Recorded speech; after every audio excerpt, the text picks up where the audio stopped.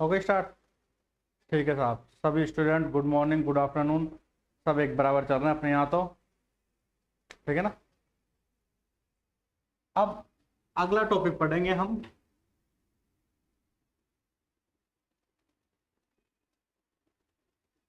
लैंगिक जनन। अंकित देख बोर्ड पे छोटे तो नहीं दिखाई देते ना, बराबर दिखाई देते ना, ठीक है। या थोड़े और बड़े लिखूं? पहले वाले में थोड़े छोटे थे, ठीक है।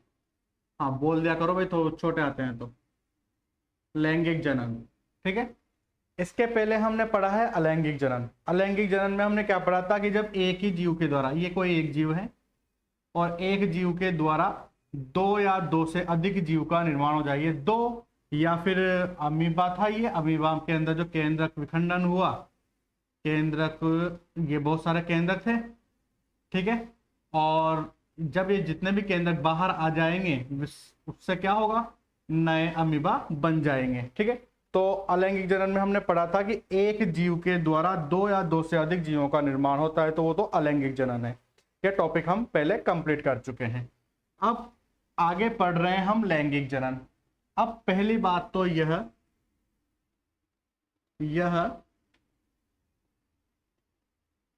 जनन की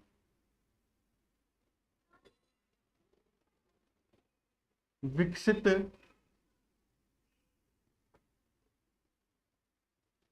विधि है, ठीक है। तो जो जनन की सबसे अच्छी विधि है, जो जैसे जनन की कायिक विधि होती है, अलैंगिक विधि होती है, लैंगिक विधि होती है, ये जितनी भी विधियां हैं ना, उन सब में सबसे विकसित विधि किसे माना गया है? लैंगिक जनन को जनन की सबसे अच्छी और विकसित विधि बताया गया है। लैंगिक जनन में क्या होता है? लैंगिक जनन में दो युग्मकों का संलयन होता है। लैंगिक जनन में क्या होगा? दो युग्मकों का संलयन होगा, कम से कम दो युग्मक चाहिए। और युग्मक हमारे पास क्या होते हैं? एक तो नर और एक मादा। नर के अंदर से क्या बनता है? नर के अंदर तो बनता है शुक्राणु और मादा के अंदर बनता है अंडाणु। तो ये युग्मक क्या हो गया? एक तो शुक्राणु नर युग्मक और अंडाणु मादा युग्मक। तो इन दोनों युग्मकों का संलयन हो, ठीक है। तो लैंगिक जनन में क्या होता है? दो युग्मकों का संलयन होता है। और जंतुओं की बात कर रहे हैं हम, तो यहां पर युग्मक क्या होंगे? शुक्राणु और अंडाणुओं का क्या होता है? संलयन होता है, ठीक है। जब इनका संलयन हो जाता है, जब इन दोनों का क्या हो जाएगा? संलयन हो जाएगा, तो संलयन होने के बाद किसका निर्माण होगा? युग्मनज का निर्माण होता है। आप लोगों को मैंने पहले भी बताया था, युग्मनज का निर्माण होगा। और युग्मनज विकसित होकर किसमें परिवर्तित हो जाता है? युग्मनज विकसित होकर भ्रूण में परिवर्तित हो जाता है। इसके बीच जितनी भी स्टेप आई थी, हमने पहली क्लास जब पहले पढ़ी थी उसमें मैंने बता दिया था। तो लैंगिक जनन क्या होता है? लैंगिक जनन में क्या होगा? दो जीवों के द्वारा, परिभाषा बता रहा हूं मैं, दो जीवों के संलयन की क्रिया को लैंगिक जनन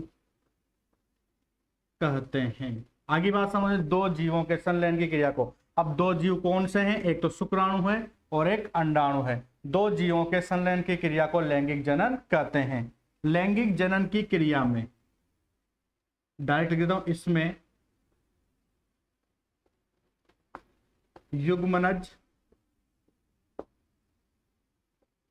का निर्माण होता है।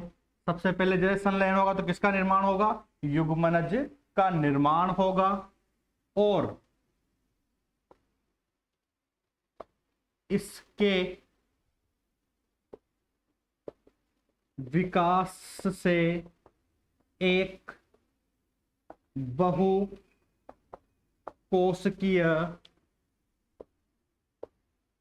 संरचना का निर्माण होता है।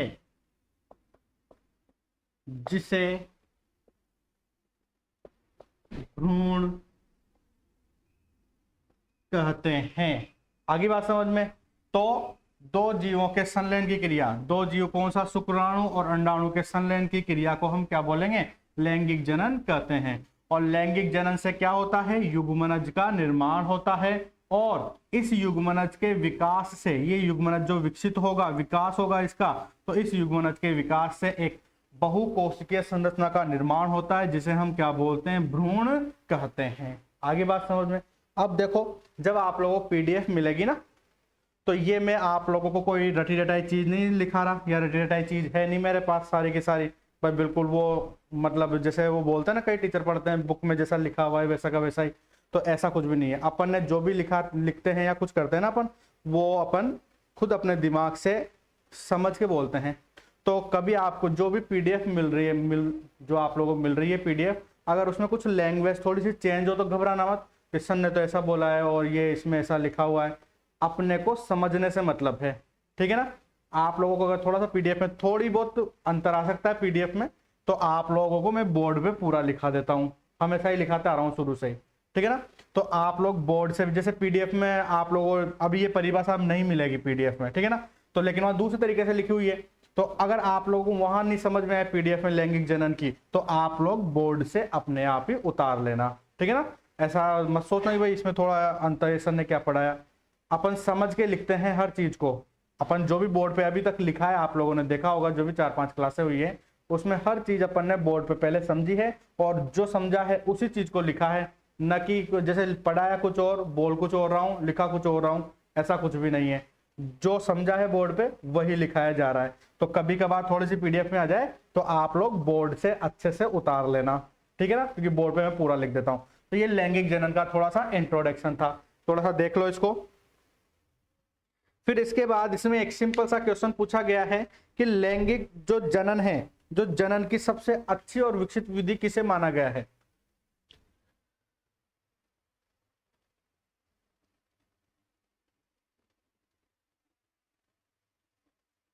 एक सिंपल सा क्वेश्चन है,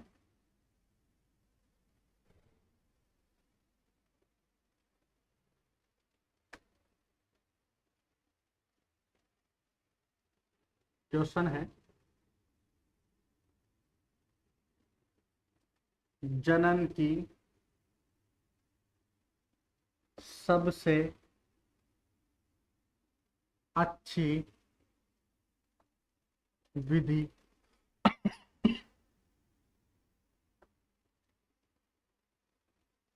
कौन सी है और क्यों, ठीक है। जनन की सबसे अच्छी विधि कौन सी है, तो इसका आंसर तो आप लोगों को देखते आना चाहिए कि जनन की सबसे अच्छी विधि कौन सी है। तो जनन की सबसे अच्छी विधि कौन सी मानी गई है, लैंगिक जनन, ठीक है। सबसे अच्छी न दे तो यहां पर क्या दे सकता है, सबसे विकसित, सबसे विकसित विधि कौन सी है, ठीक है। तो अभी मैंने इसके पहले जब लैंगिक जनन पढ़ाना स्टार्ट किया था, तो वहां पहली लाइन ये लिखी थी मैंने कि जनन की सबसे अच्छी और विकसित विधि कौन सी है, लैंगिक जनन है, ठीक है। तो यहाँ इस क्वेश्चन का आंसर क्या होगा, जनन की सबसे विकसित विधि कौन सी है। तो जनन की सबसे विकसित विधि किसे माना गया है, जनन की सबसे विकसित विधि किसे, लैंगिक जनन को माना गया है। अब जनन की सबसे अच्छी और विकसित विधि तो लैंगिक जनन को माना गया है, लेकिन क्यों माना गया है, ध्यान से सुनो। इसमें क्या है कि जो भी संतति उत्पन्न होती है, जैसे आप लोगों ने देखा होगा कि लैंगिक जनन किसमें होता है, पादपों में भी होता है, जंतुओं में भी होता है। लेकिन आप लोगों ने देखा होगा कि कुछ पादप कुछ विशेष परिस्थितियों में उत्पन्न होते हैं।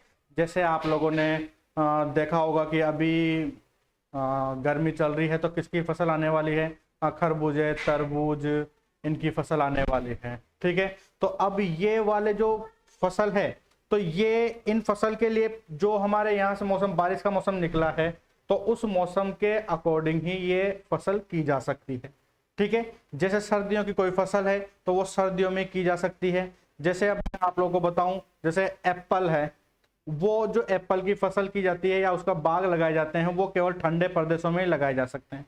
अगर उनको उठा के हम कहाँ ले आए, रेगिस्तानी वाले इलाके में ले आते हैं, तो क्या वो विकसित हो सकते हैं क्या? नहीं हो सकते। ऐसे ही हम जो एलोवेरा है, गर्म प्लांट है, मतलब रेगिस्तान में उगता है, वो अगर उसको उठा के मैं जम्मू कश्मीर में ले जाऊं तो क्या वो उग सकता है क्या? नहीं उग सकता। ठीक है, क्योंकि वो वहां के अकॉर्डिंग नहीं है, वहां के एनवायरमेंट के अकॉर्डिंग नहीं है वो। ठीक है, इसी प्रकार लेकिन जो लैंगिक जनन की क्रिया होती है, जो जंतुओं में जो लैंगिक जनन की क्रिया होती है, तो लैंगिक जनन की क्रिया में जो संतति उत्पन्न होती है वो प्रतिकूल परिस्थितियों में भी क्या हो सकती है? प्रतिकूल परिस्थितियों में विकसित हो सकती है। जैसे मैं सपोज करूं, अपने जो रेगिस्तान, अपने राजस्थान में रहने वाले कोई व्यक्ति है, कोई दंपत्ति यहाँ रह रही है, तो वो अगर वो जम्मू कश्मीर जैसे क्षेत्र में चली जाए तो क्या वह संतति उत्पन्न नहीं हो सकती क्या? अगर कोई राजस्थान में रहने वाली दंपत्ति, ठीक है ना, नर और मादा है, ठीक है, वो यहां से चले जाए कहां पर? जम्मू कश्मीर में चले जाए, सर्दी वाले इलाके में चले जाए, तो क्या वो वहां पर अपनी संतान उत्पन्न नहीं कर सकते? कर सकते हैं। ठीक है ना। अब ये संतान उत्पन्न कर सकते हैं तो इसका मतलब क्या है, क्या हुआ कि जो लैंगिक जनन में संतति उत्पन्न होती है वो प्रतिकूल परिस्थितियों में भी विकसित हो सकती है। वो क्या हो सकती है? प्रतिकूल परिस्थितियों में भी क्या हो सकती है? विकसित हो सकती है। इसलिए लैंगिक जनन क्या है? जनन की सबसे अच्छी और विकसित विधि मानी गई है। आगे बात समझ में? ठीक है, तो इसका आंसर मैं बोर्ड पे लिख रहा हूं। क्योंकि इसमें उत्पन्न, इससे उत्पन्न होने वाली संतति प्रतिकूल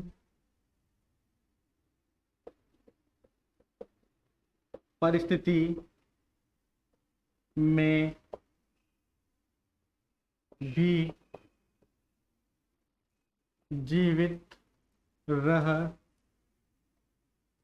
सकती है। आगे बात समझे, क्योंकि इसमें उत्पन्न होने वाली संतति क्या है? प्रतिकूल परिस्थितियों में भी जीवित रह सकती है। और ये जो भी संततियां लैंगिक जनन से उत्पन्न होती है और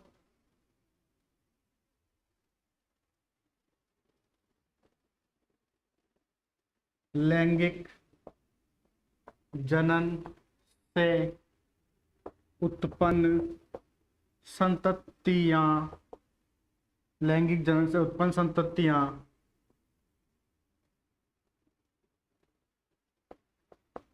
विभिन्नताएं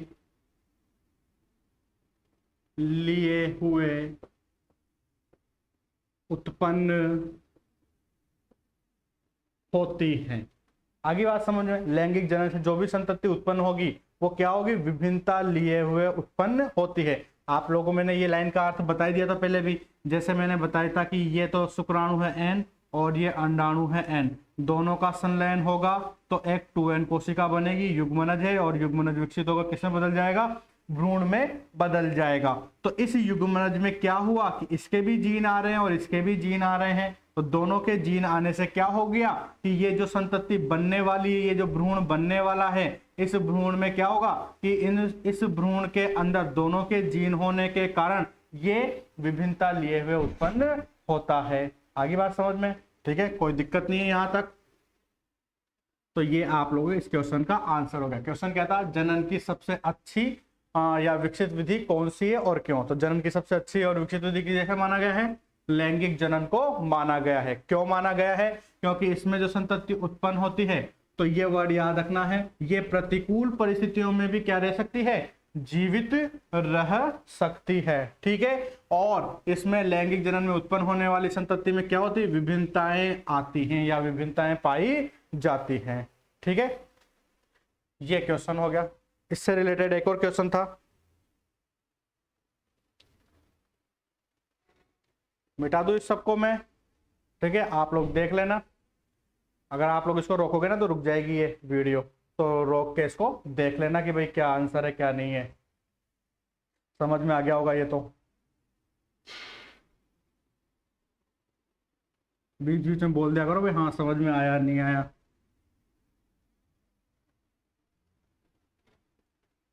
वैसे भी बहुत गर्मी पड़ रही है यहाँ तो यार।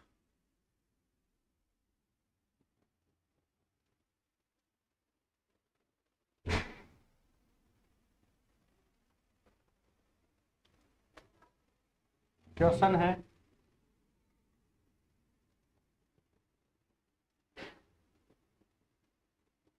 अलैंगिक जनन से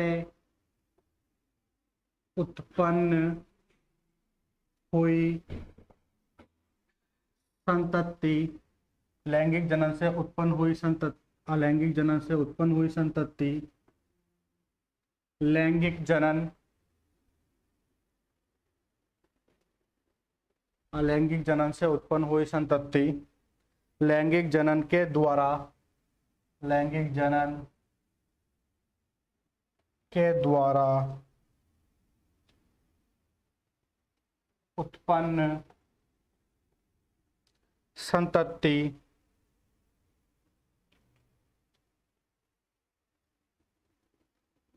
में से किसके जीवित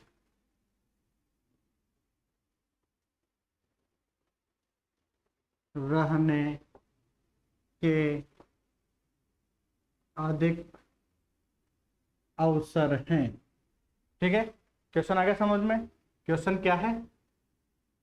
क्वेश्चन ये है कि अलैंगिक जनन से उत्पन्न हुई संतति, ठीक है, फिर यहाँ कॉमा लगा लो। लैंगिक जनन से उत्पन्न हुई संतति, एक तो अलैंगिक जनन से उत्पन्न हो रही है संतति और एक लैंगिक जनन से उत्पन्न हो रही है संतति, दोनों में से, ठीक है, लैंगिक जनन के द्वारा उत्पन्न हुई संतति में से, ठीक है, दोनों में से किसके जीवित रहने के अधिक अवसर हैं? तो अब आप लोग बताओ मुझे, किसके जीवित रहने के अधिक अवसर होंगे? बताओ अंकित।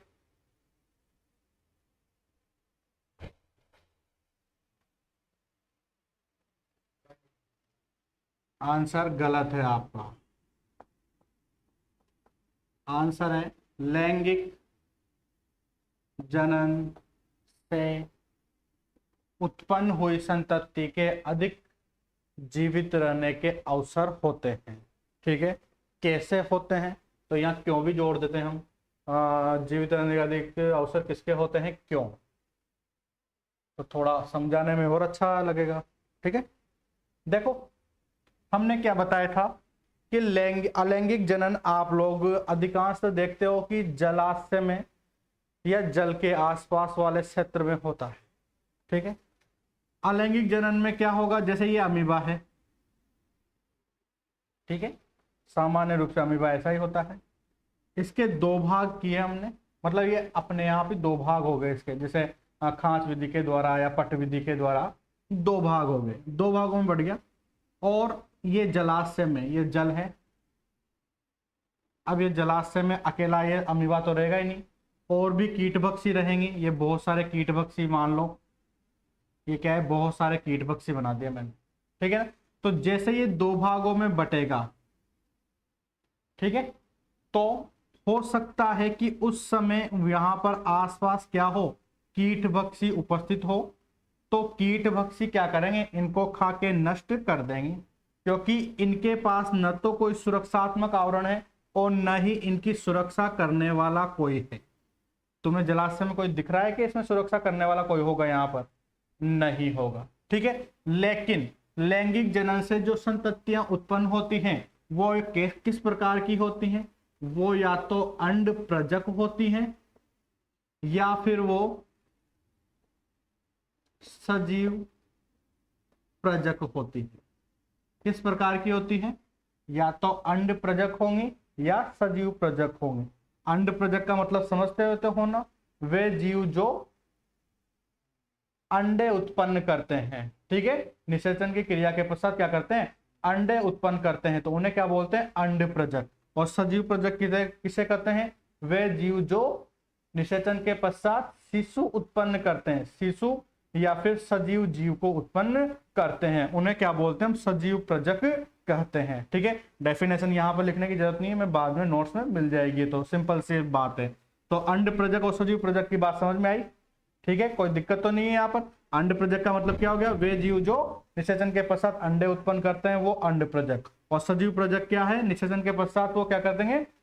शिशु उत्पन्न करते हैं, क्योंकि अपन मनुष्य की बात करें तो डायरेक्ट शिशु बोल देते हैं। ठीक है, तो शिशु उत्पन्न करते हैं तो उन्हें हम क्या बोलते हैं? सजीव प्रजक कहते हैं। ठीक है, अब जब अंडे अंडे उत्पन्न कर रहे हैं तो ये रहा अंडा, इस अंडे के अंदर ही क्या होगा? नए शिशु का निर्माण होगा। इस अंडे के अंदर ही क्या होगा? नए शिशु का निर्माण होगा। सपोज करो ये नया शिशु यहां बन रहा है। ठीक है, तो अब इस शिशु जब तक ये विकसित नहीं हो जाता तो इसकी सुरक्षा कौन कर रहा है? इसके चारों ओर ये जो कठोर आवरण है, सबको पता है कैल्शियम कार्बोनेट का आवरण बना होता है अंडे के चारों ओर। ठीक है, तो ये क्या कर रहा है? ये कैल्शियम कार्बोनेट का आवरण इस शिशु की सुरक्षा करता है प्रतिकूल परिस्थितियों में भी। आगे बात समझ में। दूसरा, सजीव प्रजक में जो भी संतति उत्पन्न होती है लैंगिक जनन के द्वारा, तो वो क्या करती? माता के गर्भाशय के अंदर, वैसे तो प्लेसेंटा के अंदर सुविकसित रहेगी वो, ठीक है, लेकिन अपन डायरेक्ट गर्भाशय बोल रहे हैं अभी। तो क्या होगा कि सजीव प्रजक में क्या होगा? जो भी लैंगिक जनन के द्वारा संतति उत्पन्न होती है वो प्रतिकूल परिस्थितियों में भी गर्भाशय के अंदर सुरक्षित रहती है। जैसे संतति कोई विकसित हो गई, निषेचन की क्रिया हुई, ठीक है, निषेचन की क्रिया के पश्चात मोरुला बना, ब्लास्टुला, गेस्टुला और फिर भ्रूण का निर्माण होगा। अब भ्रूण, अपने मनुष्य की बात कर रहा हूं, 9 महीने तक गर्भाशय में वो विकसित होता है। ठीक है, अब गर्भाशय में विकसित हो रहा है, हमारे बाहर बाह्य वातावरण को कुत्ता में देख रहा है, तो क्या कुत्ता गर्भाशय के जीव को खा सकता है क्या? नहीं खा सकता ना। या कोई कीट पक्षी देख रहा है तो वो खा सकता है क्या? नहीं खा सकता। या कोई विशेष परिस्थितियां आ गई, जैसे गर्मी ज्यादा बढ़ गई, सर्दी ज्यादा बढ़ गई, तो क्या हम उसकी सुरक्षा नहीं कर सकते क्या? कर सकते हैं। तो प्रतिकूल परिस्थितियों में भी क्या हो जाता है? उसकी सुरक्षा की जा सकती है। तो अब आप लोगों को क्वेश्चन समझ में आ गया होगा कि अलैंगिक जनन से उत्पन्न हुई संतति और लैंगिक जनन से उत्पन्न हुई संतति, दोनों में से किसके जीवित रहने के अधिक अवसर हैं? तो आंसर समझ में आ गया, किसके जीवित रहने के अधिक अवसर हैं? लैंगिक जनन से जो संतति उत्पन्न होती है उसके जीवित रहने के अधिक अवसर होते हैं। क्यों? क्योंकि लैंगिक जनन से जो उत्पन्न होती है संतति वो या तो अंड प्रजक होती है या फिर सजीव प्रजक होती है। अंड प्रजक होगी तो उसके चारों ओर क्या होगा? कैल्शियम कार्बोनेट का कठोर आवरण होगा जो उसकी सुरक्षा करने का कार्य करता है। और सजीव प्रजक है तो क्या होगा? वो माता के गर्भाशय में विकसित होगा और विकसित होने के बाद ये बाह्य वातावरण में आएगा और उसकी सुरक्षा कौन करेगी? माता करती है। आगे बात समझ में? यहां तक किसी को कोई दिक्कत है क्या? अंकित भैया, नहीं है ना दिक्कत? ठीक है, तो अपन एक बार अंड प्रजक और सजीव प्रजक की परिभाषा भी देख लेते हैं। तो क्या होता है, लिख लेता हूं मैं बोर्ड पे, जो आप लोग अगर नोट्स में मिल जाए तो ठीक है, नहीं मिले तो आप लोग डायरेक्ट इसको यहां से लिख लेना। वैसे मिल जाएगी पीडीएफ में, सब चीज देता हूं मैं।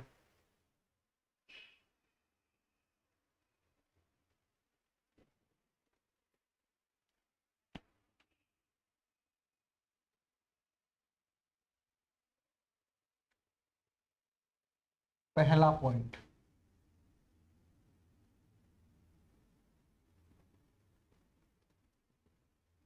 अंड प्रजक। ठीक है, क्या होते हैं? ऐसे प्राणी जो सुरक्षित स्थान पर निषेचित अंडे देते हैं। ऐसे प्राणी जो सुरक्षित स्थान पर निषेचित अंडे देते हैं उन्हें अंड प्रजक प्राणी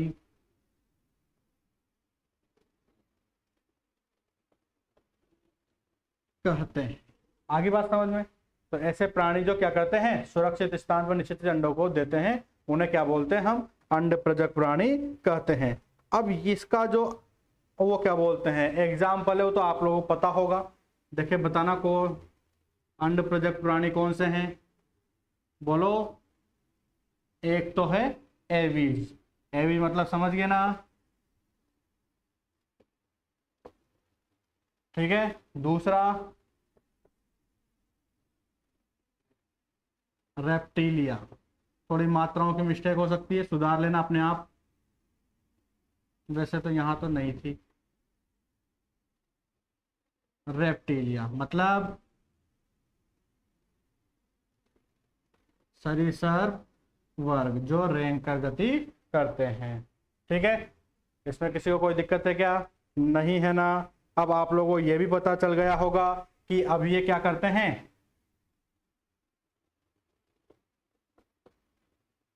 प्रतिकूल परिस्थितियों में इनके भ्रूण के चारों ओर, पता है आप लोगों को, प्रतिकूल परिस्थितियों में इनके भ्रूण के चारों ओर किसका आवरण होता है? प्रतिकूल परिस्थितियों में इनके भ्रूण के चारों ओर कैल्शियम कार्बोनेट का कठोर आवरण पाया जाता है। आगे बात समझ में? प्रतिकूल परिस्थितियों में इनके भ्रूण के चारों ओर क्या होता है? कैल्शियम कार्बोनेट का कठोर आवरण पाया जाता है, जो इनकी अन्य जीवों से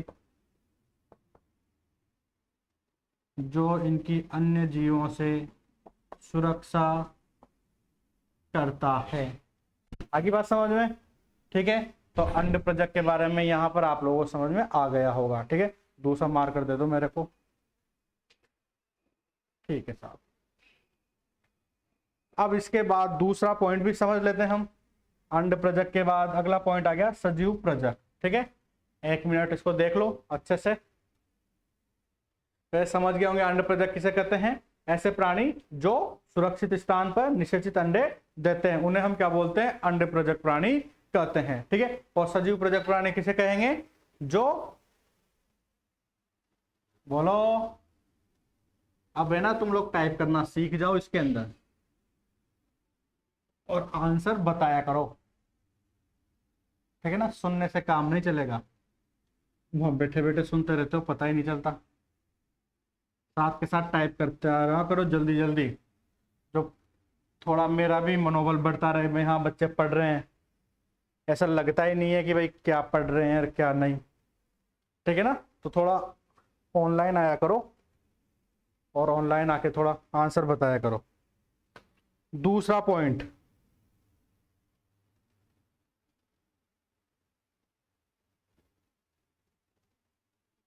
सजीव प्रजक, या हम इसको क्या बोल सकते हैं?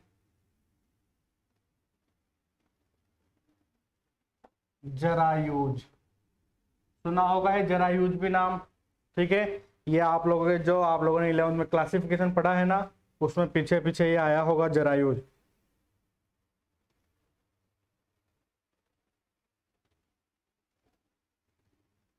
ऐसे प्राणी जिनका विकास मादा के शरीर के अंदर, ऐसे प्राणी जिनका विकास मादा के शरीर के अंदर, कहाँ? गर्भाशय में। ठीक है, ऐसे प्राणी जिनका विकास मादा के शरीर के अंदर गर्भाशय में होता है। ठीक है, गर्भाशय में होता है तथा निश्चित समयावधि के पश्चात, निश्चित समयावधि के पश्चात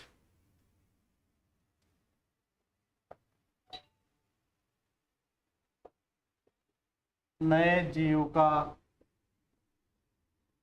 निर्माण हो तो उसे सजीव प्रजक प्राणी कहते हैं। उसे क्या बोलते हैं? सजीव प्रजक प्राणी कहते हैं। इसका तो एग्जाम्पल मुझे आप लोग बता ही सकते हो, इसका एग्जाम्पल जल्दी बता दो। Very good.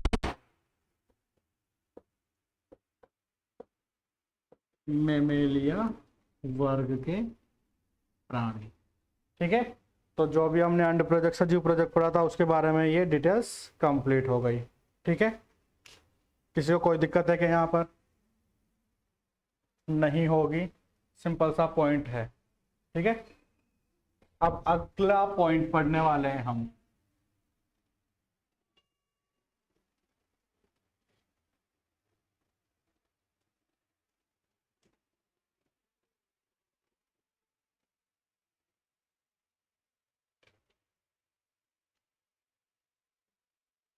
जीवन चक्र की अवस्थाएं।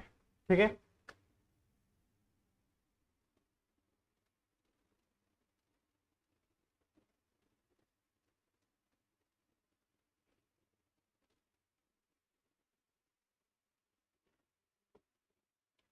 अब पादपों में कौन सी अवस्थाएं होती हैं और जंतुओं में कौन सी अवस्थाएं होती हैं, इसके बारे में पढ़ना है हमें।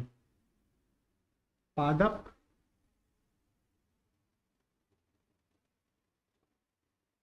और जंतु। ठीक है, तो पादपों में कौन सी अवस्थाएं पाई जाएंगी और जंतुओं में कौन सी अवस्थाएं पाई जाएंगी, देखते हैं हम। जंतुओं में पहली अवस्था है किशोरावस्था। ठीक है, दूसरी अवस्था है प्रजनन अवस्था। तीसरी अवस्था है जीर्णता अवस्था। ये तीन अवस्थाएं पाई जाती हैं जंतुओं में, प्रजनन अवस्था, किशोरावस्था, प्रजनन अवस्था और जीर्णतावस्था। इसी प्रकार से पादपों में भी तीन अवस्थाएं पाई जाएंगी। कौन कौन सी होगी? कायिक अवस्था,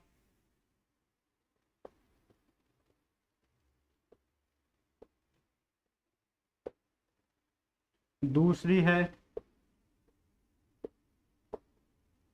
प्रजनन अवस्था और तीसरी है जीर्णता अवस्था। ठीक है, अब किसी बच्चे के दिमाग में ये बात आ रही होगी, सर डायरेक्ट ही किशोरावस्था आ जाती है क्या, शैशव अवस्था नहीं होती क्या, बाल्य अवस्था नहीं होती क्या? ये सारी भी तो अवस्थाएं होती हैं, लेकिन मैं आप लोगों को केवल बुक के अनुसार या हमारे जो साइंस में जिसको जीवन जंतुओं की तीन अवस्थाओं में बांटा गया है, तो साइंस के अकॉर्डिंग बता रहा हूँ। आप लोग शैशवावस्था देखोगे, बाल्यावस्था देखोगे, ये सारी अवस्थाएं किस में आती हैं? ये एक साइकोलॉजी एक सब्जेक्ट होता है। ठीक है ना, तो साइकोलॉजी सब्जेक्ट में सारी की सारी अवस्थाओं को पढ़ाया जाता है। लेकिन अभी यहाँ पर अपने जो जीवन चक्र की अवस्थाएं, जंतुओं और पादपों की अवस्थाएं, उनको तीन तीन भागों में बांटा गया है। तो आप लोग तीन तीन भाग ही लिखोगे। ठीक है ना, कौन सी है? पहली अवस्था किशोरावस्था, दूसरी प्रजनन अवस्था और तीसरी है जीर्णतावस्था। पादपों की कौन सी है? कायिक अवस्था, प्रजनन अवस्था और जीर्णतावस्था।